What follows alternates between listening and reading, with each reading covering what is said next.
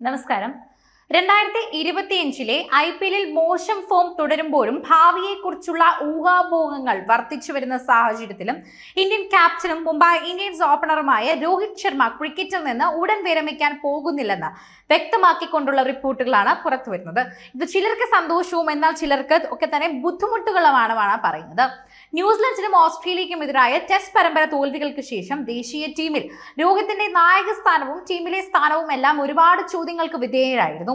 2025-ലെ IPL-ൽ മുംബൈ ഇന്ത്യൻസിന് വേണ്ടിയുള്ള മോശം പ്രകടനം കൂടി ആയതോടെ രോഹിത് ഇനി ഉടൻ വിരമിക്കുമെന്ന് പലരും കണക്കുകൂട്ടി. മൈക്കിൾ ക്ലാർക്കുമായിട്ടുള്ള സംവാദത്തിലാണ് രോഹിത് മനസ്സ് തുറക്കുന്നത്. എന്നിരുന്നാലും ഏകദിന ക്രിക്കറ്റിൽ നിന്ന് വിരമിക്കുന്നില്ലെന്ന് രോഹിത് വ്യക്തമാക്കുകയും ചെയ്തു. എന്ന് വിരമിക്കും എന്ന് കൃത്യമായി പറയാൻ ഒരിക്കലും സാധിക്കില്ല. അങ്ങനെ പറയാത്ത രോഹിത് 2027 ഏകദിന ലോകകപ്പ് കളിക്കാൻ ലക്ഷ്യമിടുന്നു എന്നാണ് റിപ്പോർട്ടിൽ പറയുന്നത്.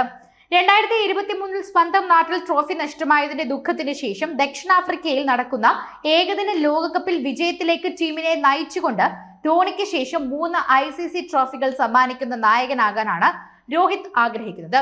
എന്തായാലും രോഹിത് തന്റെ 45-ാം വയസ്സ് വരെ കളിക്കണമെന്നും ഉടനൊന്നും വിരമിക്കരുതെന്നുമാണ് മൈക്കിൾ ക്ലാർക്ക് പറഞ്ഞത്. എന്തായാലും ക്ലാർക്ക് ഇത് പറഞ്ഞപ്പോൾ രോഹിത് എതിർത്തില്ല എന്നാണ് ശ്രദ്ധിക്കേണ്ട കാര്യം.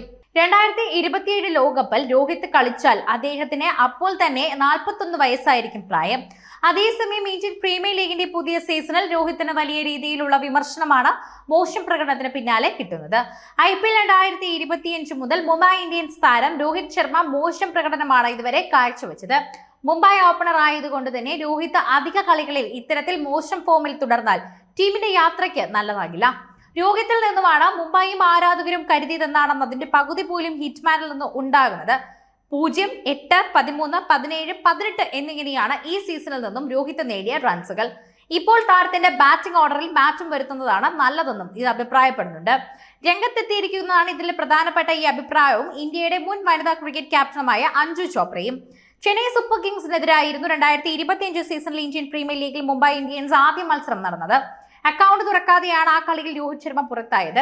ഇന്ത്യൻ ടീമിന് നിർണായക സംഭാവനകൾ നൽകിയ ക്യാപ്റ്റൻ രോഹിത് ശർമ്മയ്ക്ക് മുംബൈ ക്രിക്കറ്റ് അസോസിയേഷൻ ആദരവുമുണ്ട്. മുംബൈ വാങ്കഡെ സ്റ്റേഡിയത്തിലെ സ്റ്റാൻഡിന് രോഹിത് ശർമ്മയുടെ പേര് നൽകാൻ അസോസിയേഷന്റെ വാർഷിക ജനറൽ ബോഡി യോഗത്തിൽ തീരുമാനമായി. വാങ്കഡയിലെ ലെവൽ 3-ലെ ദിവൈച്ച പവലിയൻ ലിനീഷ് രോഹിത് ശർമ്മ സ്റ്റാൻഡിൻ എന്നറിയപ്പെടുമെന്നും വാർത്താക്കുറിപ്പിൽ മുംബൈ ക്രിക്കറ്റ് അസോസിയേഷൻ അറിയിച്ചു.